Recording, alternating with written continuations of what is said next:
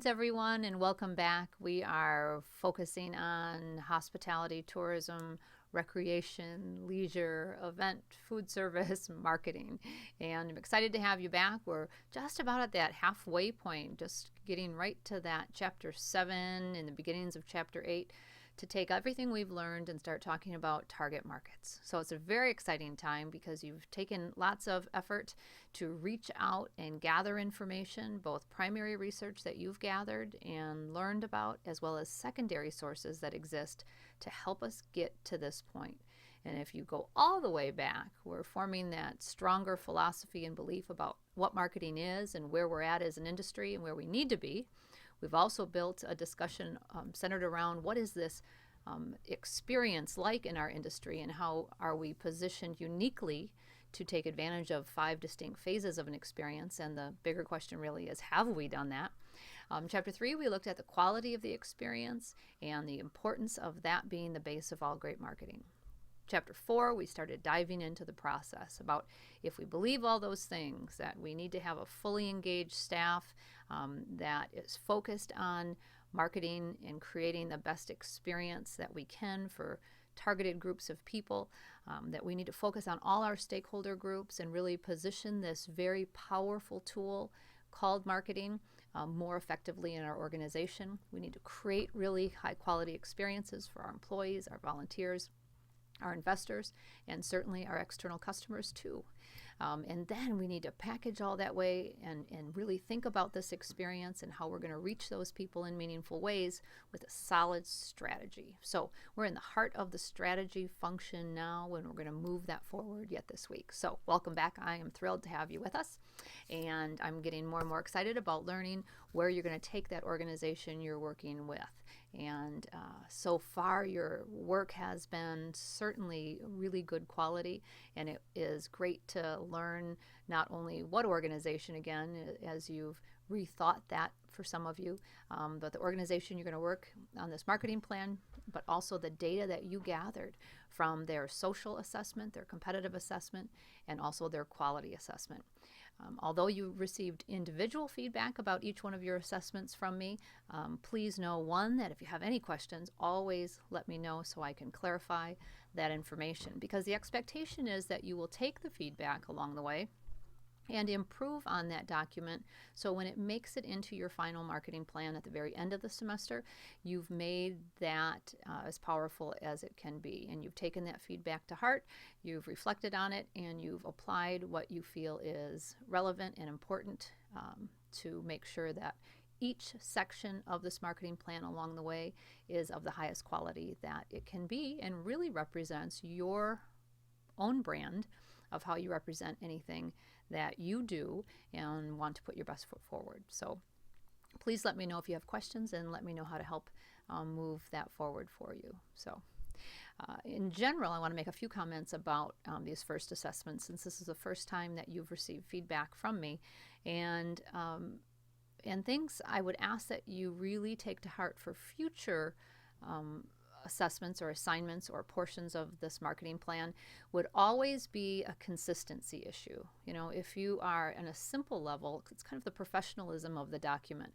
But if you're going to use a period with a bullet point, then use a period on all of those bullet points. Don't be inconsistent with that. If you're going to indent your paragraphs, indent them throughout. If you're going to bold a header, bold the like headers, the ones that are the same kind of level of information, etc. So consistency is really important, because the design and look of this marketing plan is of great importance in that people won't even want to read it and look at it and reflect on it if it isn't displayed in a meaningful way. This marketing plan is no different than any other communication piece we would create as an organization. If your website doesn't look attractive, people aren't even going to read the great content that's in it.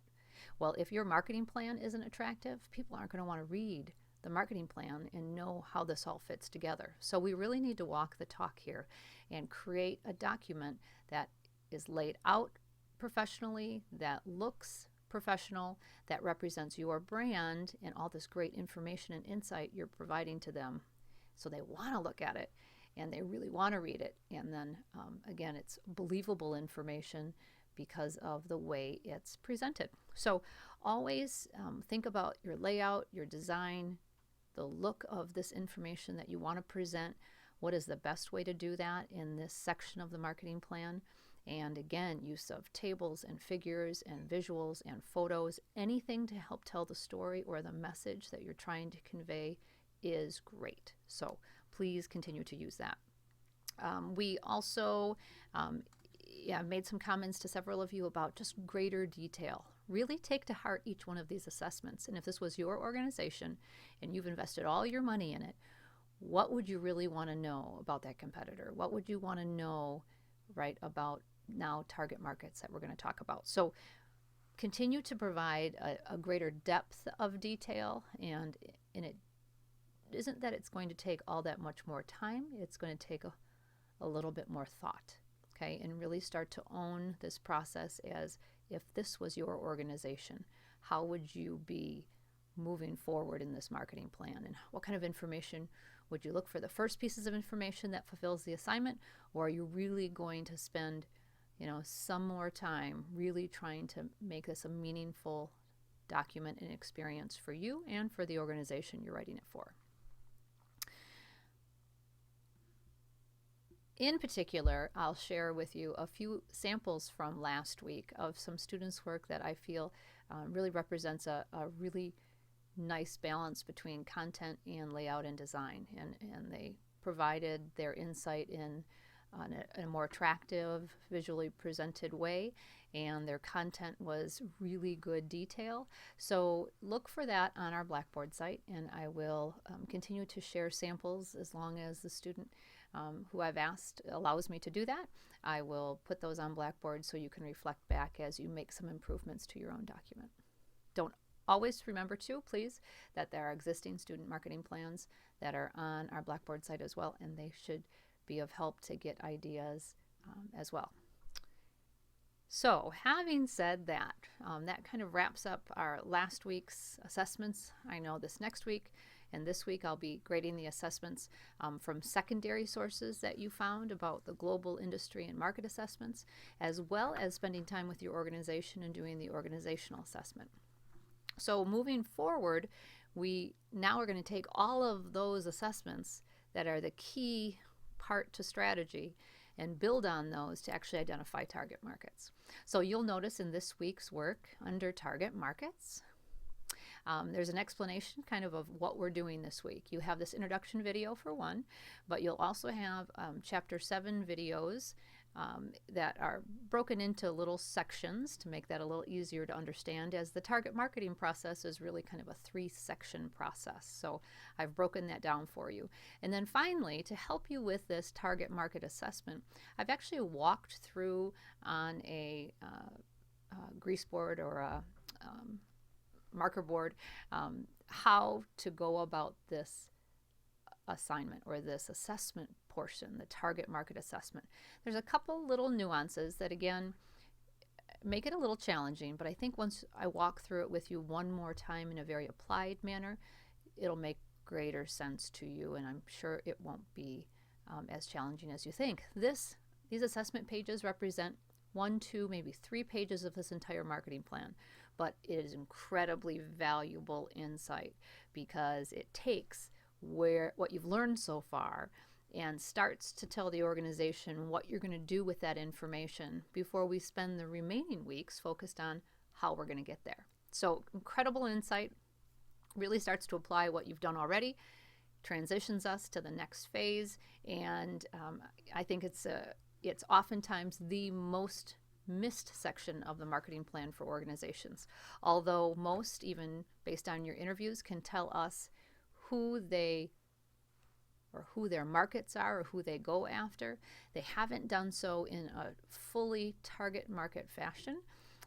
And so we'll talk about that in this chapter. So secondly, so you have the 3 kind of sections of videos, the intro one, the assignment one, and then the ones related to the text material for the week.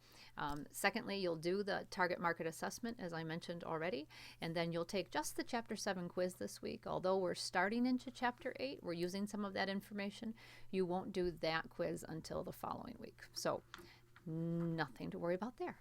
So I know it's been an incredibly challenging time. You've got a lot of work you've been doing, and keep it up. Um, as you start to, if you at all have confusion or you're unsure, that's what I'm here for. So please let me know how to help. The whole idea, again, if this was easy, remember every one of our organizations would be doing it. But it's not easy, and it's going to take thought and time and effort. But hopefully we're breaking it down into distinct components that will make you wrap your arms around that more easily and move our industry forward. So I am thrilled you continue with this topic. Welcome again back to marketing in our incredibly wonderful industry. And we're all about target markets this week. Can't wait to work on yours with you.